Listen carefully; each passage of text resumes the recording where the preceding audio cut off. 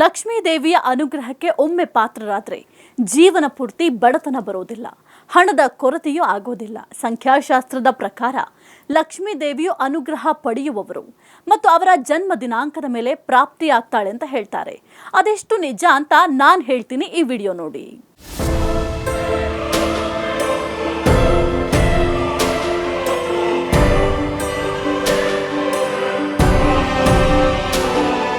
ಸಂಖ್ಯಾಶಾಸ್ತ್ರವು ಅದರದ್ದೇ ಆದ ಗುಣಗಳನ್ನು ಹೊಂದಿದೆ.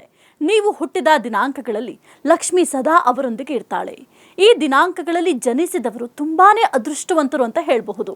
ಜೊತೆಗೆ ಇವರ ಮೇಲೆ ಲಕ್ಷ್ಮೀ ದೇವಿಯ ಆಶೀರ್ವಾದ ಯಾವಾಗಲೂ ಇರುತ್ತೆ ಮತ್ತು ಜೀವನದಲ್ಲಿ ಇಂಥವರಿಗೆ ಹಣದ ಕೊರತೆಯೇ ಕಾಡೋದಿಲ್ಲ.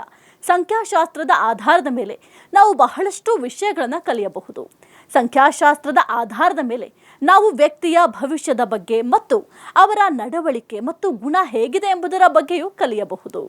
ಅದೇ ರೀತಿ ಹುಟ್ಟಿದ ದಿನಾಂಕದಲ್ಲಿ ಜನಿಸಿದವರಿಗೆ ಬೇರೆ ಬೇರೆ ಲಕ್ಷ್ಮಿಯ ಆಶೀರ್ವಾದ ಇರುತ್ತೆ. ಅದರಲ್ಲೂ ಮುಖ್ಯವಾಗಿ ಈ ದಿನಾಂಕಗಳಲ್ಲಿ ಜನಿಸಿದವರು ಯಾವ ಲಕ್ಷ್ಮಿ ಆಶೀರ್ವಾದವನ್ನು ಹೊಂದಿರ್ತಾರೆ, ಈ ದಿನಾಂಕದಲ್ಲಿ ಜನಿಸಿದವರು ತುಂಬ ಅದೃಷ್ಟವಂತರು ಅಂತ ಹೇಳಲಾಗಿದೆ. ಆ ದಿನಾಂಕ ಯಾವುದು ನೋಡೋಣ ಬನ್ನಿ. 3-12-21-30ರಂದು ಜನಿಸಿದವರು ವಿದ್ಯಾಲಕ್ಷ್ಮಿ ಆಶೀರ್ವಾದವನ್ನು ಪಡಿತಾರೆ. ವಿದ್ಯಾ ಅಂದರೆ ಜ್ಞಾನ ಎಂದರ್ಥ. ಒಬ್ಬರ ಬೌದ್ಧಿಕ ಬೆಳವಣಿಗೆಗೆ ಮಾರ್ಗದರ್ಶನ ನೀಡುವ ಲಕ್ಷ್ಮಿಯ ರೂಪವನ್ನು ವಿದ್ಯಾಲಕ್ಷ್ಮಿ ಅಂತ ಕರೆಯಲಾಗುತ್ತೆ.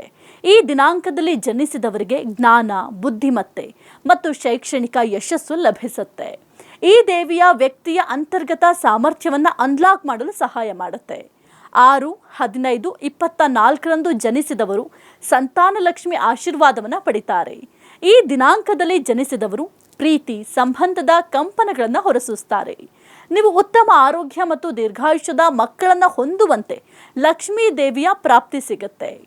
9-18-27ರ ದಿನಾಂಕದಂದು ಜನಿಸಿದವರು ಮಹಾಲಕ್ಷ್ಮಿ ಆಶೀರ್ವಾದವನ್ನು ಪಡಿತಾರೆ. ಇವರು ಸಾರ್ವತ್ರಿಕ ಕರುಣೆ ಮತ್ತು ಔದಾರ್ಯವನ್ನು ಹೊಂದಿರ್ತಾರೆ. ನೀವು ಒಟ್ಟಾರೆ ಸಮೃದ್ಧಿ, ಖ್ಯಾತಿ ಮತ್ತು ಮನ್ನಣೆಯಿಂದ ಆಶೀರ್ವದಿಸಲ್ಪಟ್ಟಿರ್ತಾರೆ. ಜೊತೆಗೆ ಹಣಕಾಸಿನ ಸಮಸ್ಯೆಗಳು ದೂರವಾಗಿ ಸಂಪತ್ತು, ಸಂತೋಷ ಮತ್ತು ಶಾಂತಿಯುತ ಜೀವನ ಲಭಿಸುತ್ತೆ.